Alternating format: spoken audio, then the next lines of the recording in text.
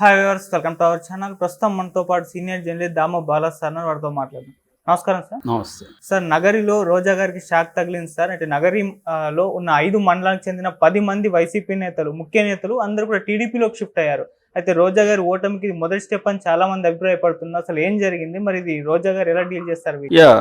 నిన్న ఒక shocking news అయితే వచ్చింది. అదేంటంటే మొత్తం 5 మండలాలు ఉన్నాయి: నగిరి, పుత్తూరు, వడమలపేట, నిండ్ర, విజయనగరం, విజయపురం. సో ఈ 5 మండలాల నాయకులు ప్రధానమైన నాయకులు వీళ్ళే ఎప్పటి నుంచో కూడా ఒక దాని ఏమంటారు, అసమ్మతి వర్గం అని చెప్పచ్చు. వీళ్ళ వెనక పెద్దిరెడ్డి ఉన్నారనేది చెప్తారు, కానీ ఏదేమైనా వీళ్ళకి రోజాకి ఎప్పటి నుంచో పడట్లేదు.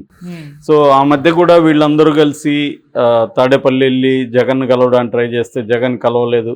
రోజా కూడా వస్తుంది, ఇద్దరిని కూర్చోబెట్టి మాట్లాడుతూ ఉంటే వాళ్ళు అలిగి వెళ్ళిపోయారని కూడా మనం కూడా చెప్పుకున్నాం. సో అప్పటి నుంచి నిజానికి రోజాకి అక్కడ టికెట్ ఇవ్వరేమో అనేది కూడా ఉనింది. కానీ ఎందుకు ఇవ్వాల్సి వచ్చిందో కూడా నేను చెప్పాను గతంలో. ఎందుకంటే రోజా ఒక ఫైర్ బ్రాండ్, తెలుగుదేశానికి వ్యతిరేకంగా గట్టిగా మాట్లాడగలిగిన ఏకైక మహిళ వైసీపీలో. సో ఆమెని వదులుకునే పరిస్థితి ఉండదు. ఒకవేళ ఆమె యాంటీ అయినా మళ్ళీ జగన్కి యాంటీగా అలాగే మాట్లాడగలిగిన పరిస్థితి ఉంటుంది. ఎందుకంటే ఒకప్పుడు తెలుగుదేశంలో ఉండింది, అప్పుడు ప్రత్యర్థుల్ని అలాగే మాట్లాడింది. మళ్ళీ వైసీపీలోకి వచ్చి ఇప్పుడు తెలుగుదేశంలో మాట్లాడుతుంది. రేపు పొద్దున ఈమెను టికెట్ ఇకపోతే చంద్రబాబు ఎన్ని ఉన్నా మళ్ళీ చేర్చుకోవడానికి కూడా గ్యారంటీ లేదు. సో అందుకని జగన్ ఏం చేశాడంటే ఓడిపోయినా పర్లేదు అనుకున్నట్టుగానే ఇచ్చినట్టుగా మనం అర్థం చేసుకోవాలి. ఎందుకంటే ఇదంతా ఈ సిచ్యువేషన్ జగన్కి తెలీదా? ఎందుకంటే ప్రతి నియోజకవర్గంలోనూ ఆయన 4-5 రకాల నివేదికలు తెప్పించుకుంటున్నాడు కాబట్టి తెలియకుండా పోయే ప్రసక్తి ఉంటుందని నేను అనుకోవట్లేదు. అయితే వీళ్ళు పోతే పోనీ అనుకొని వదిలేస్తారని తెలీదు. మొన్న మాత్రం వడమాలపేటకు సంబంధించిన మురళీధర్ రెడ్డిని సస్పెండ్ చేశారు, పార్టీ నుంచి తీసేశారు.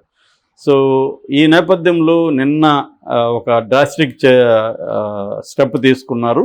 ముఖ్యంగా కొప్పేడుకు సంబంధించి నిండ్ర మండలంలో ఉంటుంది. కొప్పేడు మా ఊరు పక్కన యాక్చువల్గా. సో మాజీ శ్రీశైలం దేవస్థానం మాజీ చైర్మన్ ఆయన చక్రపాణి రెడ్డి. సో తను నాయకత్వంలో చాలామంది బయటకు వచ్చేసారు ఇప్పుడు.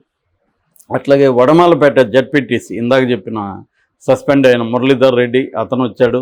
అట్లాగే ఎంపీటీసీలు భాస్కర్ రెడ్డి, లక్ష్మీపతిరాజు, వీళ్ళిద్దరు. భాస్కర్ రెడ్డి కూడా నేను చెప్పిన కొప్పేటి రెడ్డివారి భాస్కర్ రెడ్డి. చంగారెడ్డి గతంలో మినిస్టర్గా పనిచేస్తాడు, వాళ్ళ అన్న కొడుకు ఈ అబ్బాయి.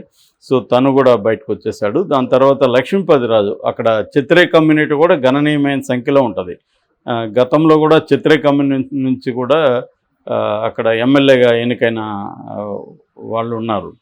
సో అది తర్వాత సర్పంచులు తులసిరెడ్డి, గోపి, ప్రభాకర్, సంపూర్ణ, జయమ్మ, మనోహర్ నాయుడు, 6 మంది సర్పంచులు ఆమెకు వ్యతిరేకంగా తిరుగుబాటు చేస్తారు. మా ఊరు సర్పంచ్ కూడా జయమ్మ గారని, ఆమె కూడా రిజైన్ చేశారు. వీళ్ళందరూ ఏంటంటే చక్రపాణి రెడ్డి వర్గం బేసిక్గా. సో అట్లాగే మొదలయార్ కమ్యూనిటీ కూడా అక్కడ ఒక 40,000 ఓట్లు ఉంటుందని చెప్తారు నగిరిలో. యాక్చువల్గా ఆమె బలం వచ్చి మొదలయార్ కమ్యూనిటీ. ఎందుకంటే వాళ్ళ హస్బెండ్ సెలవుమని ఆయన మొదలయార్ కమ్యూనిటీ ప్లస్ తమిళన్ తను. ఈ నగిరి అనేది ఏంటంటే తమిళ్ బార్డర్లో ఉంటుందన్నమాట. సో ఆల్మోస్ట్ నగిరి చుట్టుపక్కలంతా కూడా మొదలయార్స్ బలంగా ఉంటారు. వాళ్ళందరూ కూడా వీవింగ్ కమ్యూనిటీ. సో వాళ్ళ హస్బెండ్ వాళ్ళతో నిరంతరం టచ్లో ఉండడం, తమిళోడు కావడం, సో వాళ్ళకి ఏమైనా ఇష్యూస్ ఉంటే తన అందుబాటులో ఉండడం. అందువల్ల నిజానికి ఈమె ఈ 2 సార్లు కూడా గెలిచింది, చాలా టఫ్గానే గెలిచింది. ఫస్ట్ అయితే 2014లో ముద్దుకృష్ణ నాయుడు ఉన్నప్పుడు దాదాపు 800 చిల్లర ఓట్లతో ఆమె గెలిచింది. తర్వాత 2019లో జగన్ మీద అంత వేవ్ ఉన్నప్పుడు కూడా ఆమె గెలిచింది 2000+ ఓట్లతోనే, భాను ప్రకాష్తో. సో ముద్దుకృష్ణ నాయుడు వాళ్ళ పెద్ద అబ్బాయి. సో అందువల్ల మేమీ బంపర్ మెజార్టీతో ఎప్పుడూ గెలవలే. ఆ నేరో మెజార్టీకి కూడా వాళ్ళ హస్బెండ్ కారణం ఈమె కంటే. నిజానికి ఈమె ఫైర్ బ్రాండ్, పార్టీకి బాగా మంచి అసెట్ అవన్నీ ఉన్నాయి. కానీ ఎప్పుడైనా ఎమ్మెల్యేలు, ఎంపీలు వాళ్ళ నియోజకవర్గంలో పనిచేయాలి. ఈమె అది చేయలేదు. మనకు తెలుసు కదా, ఈమె ఎప్పుడు చూసినా హైదరాబాద్లో షోలలో ఉండడం. ఈ పని ఎమ్మెల్యే అయినాక మళ్ళీ ఎందుకు షోలు ఇవన్నీ? అప్పుడే ఆమె మీద విమర్శలు వచ్చాయి. చేస్తే రాజకీయం చేయలేదా, నువ్వు సినిమాలు షోలు చేసుకో, రెండింటినీ చేస్తానంటే ఎలాగా? సో ఫుల్ టైం జాబ్ అది ఎమ్మెల్యే అనేది. ఇవాళ నేను పార్ట్ టైం చేస్తానంటే కుదరదు ఎవరైనా, ఎందుకంటే ఫుల్గా పనిచేయాల్సి ఉంటుంది అన్నమాట. సో అందుకని ఆమె అక్కడ పనిచేయడం అనేది ఎప్పుడూ చేయలేదు. సో వాళ్ళ హస్బెండ్ వల్లనే ఆమెకు ఆ మాత్రం ఉంది. ఇప్పుడు ఏంటంటే అది కూడా ఆమెకు మిగతా వాళ్ళు, ఇప్పుడు నేను చెప్పిన చక్రపాణి రెడ్డి ఇలాంటి వాళ్ళు అందరూ కూడా గట్టిగా నిలబడి వైసీపీని గెలిపించాలని చెప్పి నిలబడి, ఆమెతో ఇబ్బందులు ఉన్నా కూడా ఇంతకాలం నిలబడ్డారు. కానీ ఎంతకాలం చూస్తారు? అందుకనే క్యాండిడేట్ కూడా ఇంపార్టెంట్ ఎప్పుడైనా. అందుకే జగన్ 80 మంది పైన మార్చారంటే కారణం ఏంటంటే జగన్ మీద ఎంత అభిమానం ఉన్నా లోకల్గా అక్కడ ఉన్న వాళ్ళ ద్వారానే కదా పనులన్నీ చేయించు. ప్రతిసారి జగన్ దగ్గరికి రాలేరు కదా. సో అందుకని అక్కడ క్యాండిడేట్లు చాలా ఇంపార్టెంట్ ఎప్పుడైనా కూడా. అందుకనే ఇక్కడ మనకు తెలంగాణలో ఓడిపోవడానికి కూడా సిట్టింగ్ ఎమ్మెల్యేని మార్చకపోవడం. కేసీఆర్ ఏమనుకున్నాడు, నన్ను చూసి వేస్తారు అనుకున్నాడు. అంటే జనరల్గా కేసీఆర్ పట్ల పాజిటివ్ ఉన్నా అక్కడ క్యాండిడేట్ పట్ల నెగిటివ్ ఉంటే వాళ్ళని గెలిపించరు మళ్ళీ. ఎందుకంటే వాళ్ళతో పనిచేయాలి కదా వెళ్ళి. ఈమె ఎప్పుడు అసలు అందుబాటులో ఉండదు. ఏ పని, ఇప్పుడు చాలా పనులు ఉంటాయి ఇటువంటి నాయకులకి. ఇప్పుడు సర్పంచులు ఉన్నారు, వాళ్ళకి ఏదో ఊర్లో ఏదో ఒక పని అడుగుతారు, వాళ్ళు చేసి పెట్టాలంటే ఎమ్మెల్యేని అడగలవాలి. ఎమ్మెల్యే ఎక్కడ ఉంటుంది? అందుబాటులో ఉండదు. సో ఆయనేమో అటు తమిళ పాలిటిక్స్లో కూడా ఆయన, ముఖ్యంగా యూనియన్ పాలిటిక్స్లో ఆయన యాక్టివ్గా ఉంటారు. డైరెక్షన్ డిపార్ట్మెంట్కి అక్కడ ఆయన సెక్రటరీ ప్రెసిడెంట్ ఏదో ఉన్నాడు, ఇతర పోస్టులు ఏవో ఉన్నాయనికి. సో ఆయన అటు ఉండాలి ఇటు ఉండాలి. ఈమెమో హైదరాబాద్లో ఉంటుంది. ఎవరు వాళ్ళ తమ్ముళ్ళు అక్కడ దందాలలో దిగేశారు. వీళ్ళ ఇద్దరు తమ్ముళ్ళు ఉన్నారు రోజాకి. సో ఇట్లా అన్ని వైపుల నుంచి ఆమెకు నెగిటివ్ ఉంది. అదేదంటారు కదా, ఇంట గెలిచి రచ్చ గెలిచి అంటే ఆమె రివర్స్లో రచ్చ గెలిచింది కానీ ఇంట గెలవడం అనేది చేయలేదు. సో అది నెగిటివ్ ఆమెకి. జగన్ నిజానికి ఇచ్చుండకపోయింటే వీళ్ళందరూ కూడా పనిచేసి, వీళ్ళు అప్పుడే చెప్పారు మేము రోజాకి కాకుండా ఎవరికైనా ఇవ్వండి మేము పనిచేస్తామని. కానీ జగన్కి ఉన్న ఆబ్లిగేషన్స్ జగన్కి ఉన్నాయి. ఆ రకంగా ఆయన రోజాకి ఇవ్వకుండా ఉండలేకపోయాడు. సో ఇప్పుడు అన్ని సర్వేలు కూడా రీసెంట్గా వచ్చిన మన రవిప్రకాష్ సర్వేతో సహా అన్ని సర్వేలు రోజా ఓడిపోతుందని చెప్తున్నారు.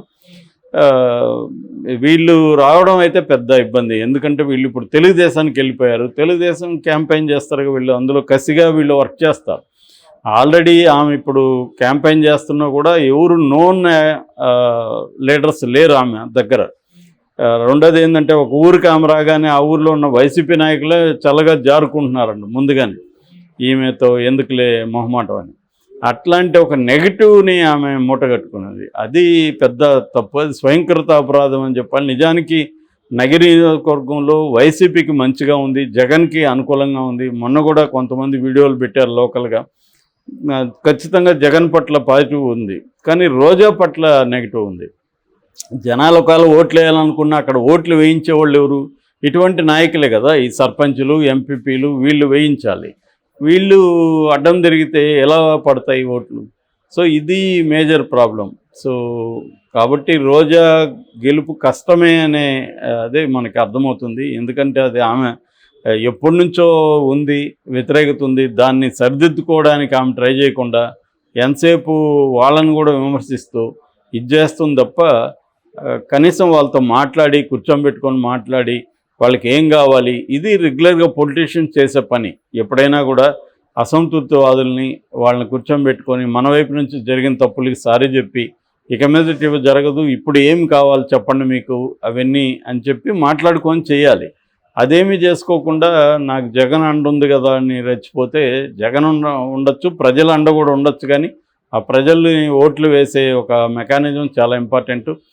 అందువల్ల లోకల్ స్థానిక లీడర్లు అనేవాళ్ళు కానీ ఆ పని చేయకపోతే ఓటు వేయాలనుకునే వాళ్ళు కూడా వచ్చి ఇప్పుడు వేయలేరు. చాలా చోట్ల ఏంటంటే ఆ లోకల్ లీడర్ బలం ఉంటుంది, ఆయన కాదని మనం వేరే పార్టీకి ఓట్లు వేయరు. ఎందుకంటే రేపు పొద్దున అతనితో ఏవో పనులు ఉంటాయి. సో అతనితో కావచ్చు, ఆమెతో కావచ్చు. ఇప్పుడు సర్పంచ్ ఉంటారు, సర్పంచ్కి అనుకూలంగా ఉండేవాళ్ళు లోకల్గా ఉంటారు. సర్పంచ్ మారిపోయినప్పుడు వీళ్ళు కూడా మారిపోతారు, ఎందుకంటే రేపు పొద్దున సర్పంచ్తో వీళ్ళకి పనులు ఉండొచ్చు. సో ఇలాగా స్థానికంగా నాయకులు, స్థానికంగా ఉండే వైసీపీ క్యాడర్ కావచ్చు, నాయకులు కావచ్చు, వాళ్ళతో ఆమె గొడవ పెట్టుకోవడం అనేది ఆమెకు పెద్ద ఇబ్బంది అయింది. అది కూడా 5 మండలాల్లో స్ప్రెడ్ అయింది బాగా మొత్తం. సో అది ఆమె స్వయంకృతాపరాధమే అని చెప్పచ్చు.